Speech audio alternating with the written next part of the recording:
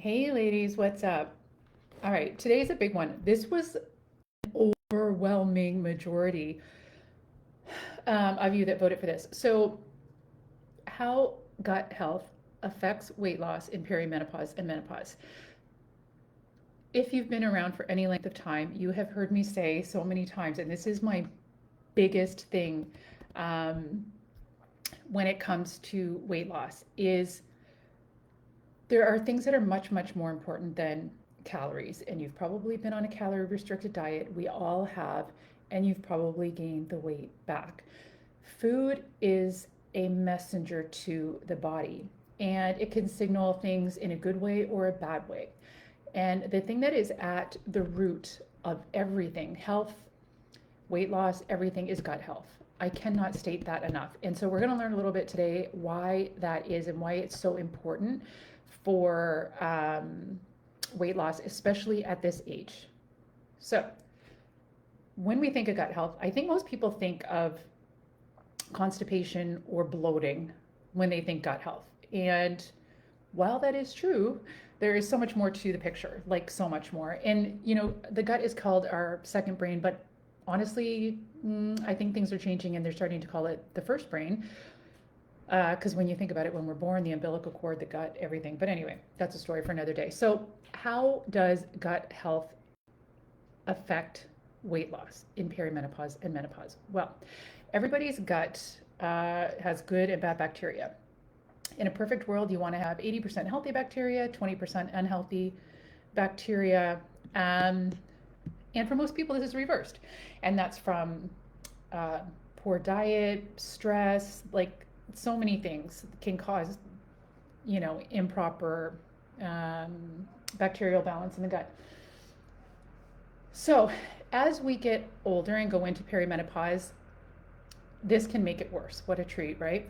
So, this can make the dysbiosis, the imbalance of that bacteria, a little bit worse. Now, why that's important is our gut bacteria regulates a lot of things. And I'm going to actually, I'm going to illustrate this by telling you a quick story.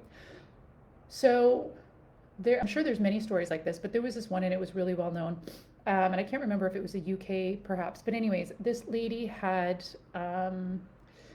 like Crohn's disease, like she had a very serious bowel disease and nothing was working to fix it. And so what they did with her is they did a fecal transplant. So they took the fecal matter, they prepared it or washed it down, wherever the heck they did, the fecal matter from a very healthy woman who had a healthy gut microbiome, and they prepared it in whatever way, and then they inserted it into her colon so that healthy bacteria would populate into her colon and it would help with her Crohn's disease or whatever. Now, it did help, but here is where things got really interesting and it really made people start looking at this. And I think we're going to hear a lot more about this moving forward because a lot of people are talking about it now, which is wild to me because it's everything. When she got implanted with this healthy bacteria, healthy for this woman, she didn't change anything, but she started gaining weight. And she didn't change anything, and nobody could understand it. It was this big mystery. Well, it turns out, even though the lady had like a healthy flora, she also had, she was overweight. And so, whatever bacteria were causing her to be overweight were implanted in this woman. And she started gaining weight out of nowhere. And so now people are like, where is the link here? So, I have been saying this for years that gut health greatly impacts weight loss. So, even more so at our age. So as we go through into perimenopause and our estrogen and progesterone start declining, this can create more dysbiosis in the gut, more of an imbalance of the bacteria.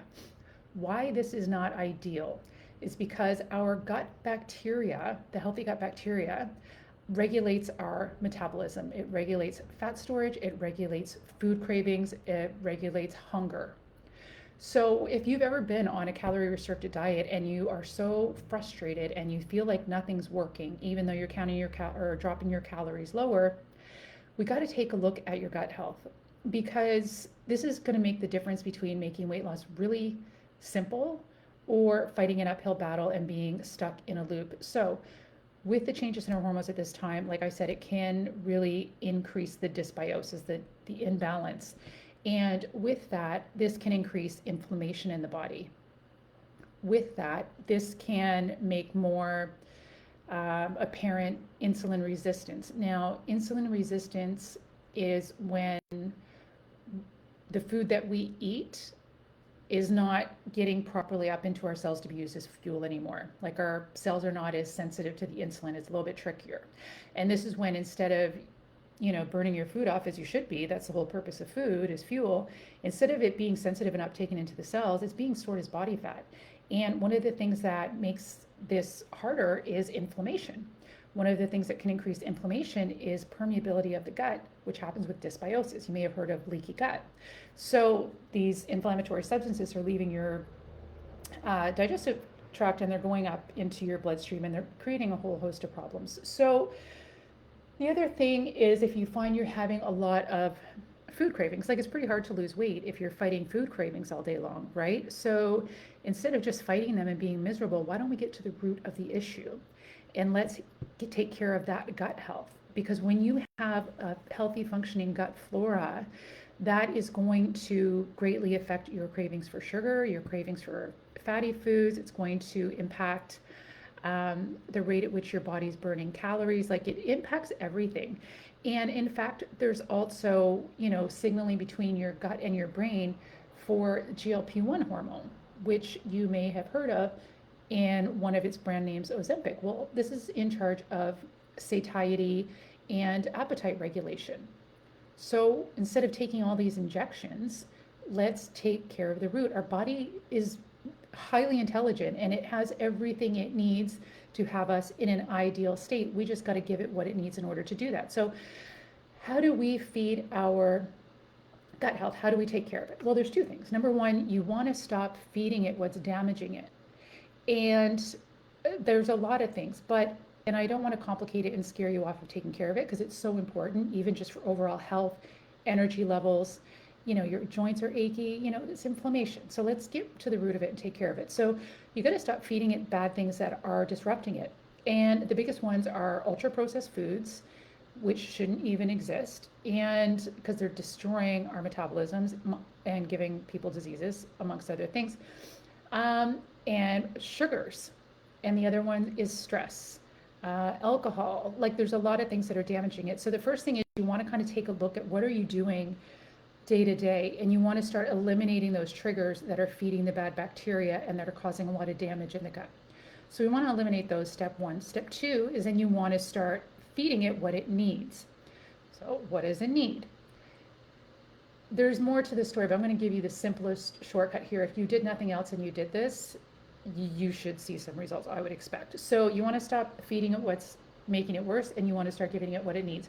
Basically, you want prebiotics, which are soil for good bacteria to grow, and probiotics, which are good bacteria. And so prebiotics are really foods in the form of fiber. Fiber foods, fruits, vegetables, whole grains, high fiber foods. They basically leave a nice soil in your digestive system, in your gut, in order for probiotics to then come in and grow. And probiotics would be fermented foods. So things like sauerkraut, kimchi, fermented coconut yogurt. I don't recommend dairy at all. And you've probably heard me talk about that before. That is a big thing going around and people wonder why they're so inflamed and they feel so shitty. Well, everybody's eating freaking cottage cheese recipe for this, Greek yogurt recipe for that. I'm like, and you think you're doing the right thing, but it's just causing all this inflammation in the body.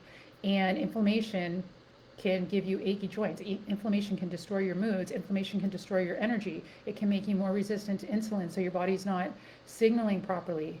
It can mess with your hunger hormones, like everything. So you want to populate your gut with prebiotics, which are, oh, that's nice, which are fiber foods, most simply. And then you want to populate and feed the prebiotics with probiotic foods, which are fermented foods. Kimchi, sauerkraut, miso, tempeh, that sort of stuff, or take a really nice probiotic supplement. I always recommend taking care of everything with food and lifestyle before supplements, but sometimes supplements are needed. But probiotics is one that I think every person could pretty much benefit from. So I hope that helps you guys realize that gut health is at the root of metabolism.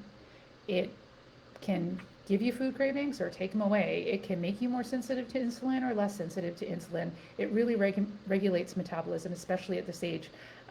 Like I mentioned, with the drop in estrogen and progesterone, really messes with the gut dysbiosis and makes it a little bit worse. So I hope that helps, and I hope that dissuades you from going on another calorie restricted diet with, processed boxed foods, because you're going to feel miserable and it's not going to give you lasting weight loss, and it's not going to give you what you want. So leave your comments below. And I have something special for you guys that is time sensitive. That's why I'm not saying what it is in the video, because the video will live on, the special will not. So read the description of this video for the special offer I have for you guys, and it's not going to last that long. So anyway, have a fabulous day. I hope that helped you. Leave your comments below, or you can send me a DM as well. Bye.